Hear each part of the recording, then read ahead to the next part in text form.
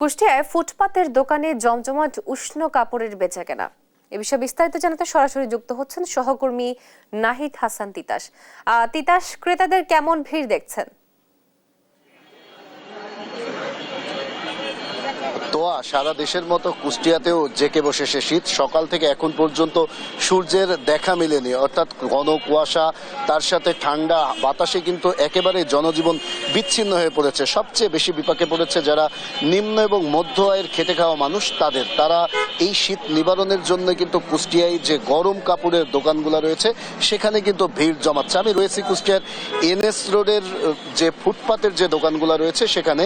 একটু যদি আমি দেখাতে চাই যে এখানে এই যে শীত নিবারণের জন্য যারা নিম্ন এবং মধ্য আয়ের যারা মানুষ রয়েছে তারা কিন্তু এই দোকানগুলোতে এসেছে এবং তারা তাদের পছন্দ মতো যারা যে কাপড়গুলা গরম যে কাপড় রয়েছে সেগুলো কিন্তু কেনার চেষ্টা করছে। গত 3 দিন ধরে কুষ্টিয়ায় কিন্তু তীব্র শীতের আবহাওয়া বইছে, অর্থাৎ এই তীব্র শীতের কারণে কিন্তু যারা ভ্যান চালক, রিক্সা চালক থেকে শুরু করে যারা নিম্ন আয়ের মানুষ রয়েছে তারা কিন্তু চরম বিপাকের মধ্যে পড়েছে। অর্থাৎ যেমন ঠান্ডা পড়ছে তার সাথে কিন্তু ঘন কুয়াশা রয়েছে এবং কুয়াশার সাথে সাথে কিন্তু ঠান্ডা বাতাস রয়েছে। এই বাতাসের প্রভাবে কিন্তু যে শীতের যে তীব্রতা সেটি কিন্তু আরো বাড়ছে। তাই সাধারণ যারা মানুষ রয়েছে তারা কিন্তু তাদের এই যে শীত নিবারণের জন্য সাধারণত বড় বড় যে শপিং মলগুলায় যারা যেতে পারে না তারা কিন্তু এই যে ফুটপাতের যে গরম কাপড়ের যে দোকানগুলো রয়েছে সেখানে কিন্তু আসছেন এবং তাদের পছন্দ মতো জামা কাপড় কিনছেন।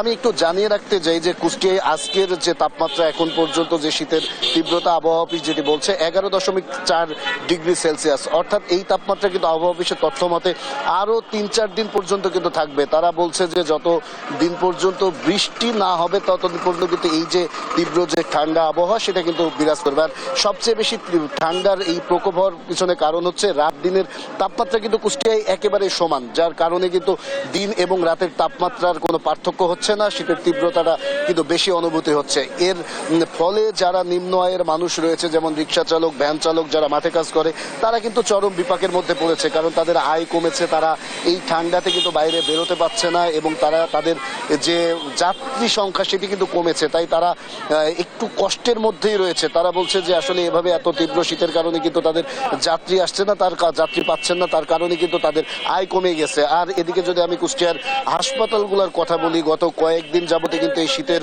কারণে শীতজনিত যে রোগীর সংখ্যা সেগুলো কিন্তু বেড়েছে। অর্থাৎ কুষ্টিয়ার 250 শয্যা হাসপাতালে কিন্তু এখন পর্যন্ত রোগী রয়েছে প্রায় 500-রও অধিক, সবগুলোই ঠান্ডাজনিত রোগ এবং এর মধ্যে কিন্তু বেশি হচ্ছে শিশু রোগীর সংখ্যা।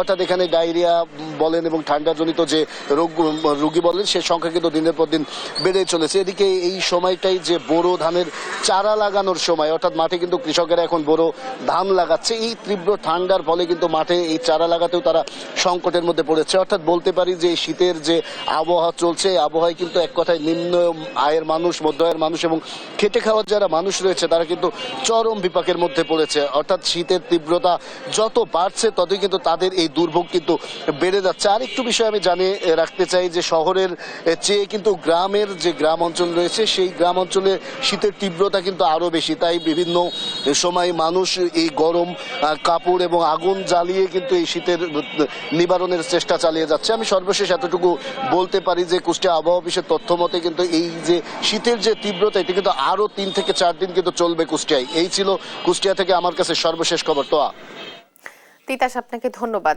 কুষ্টিয়া থেকে শীতের কাপড়ের বেচাকেনা এবং শীতের তীব্রতা সম্বন্ধে জানাচ্ছিলেন আমাদের সহকর্মী নাহিদ হাসান তিতাস।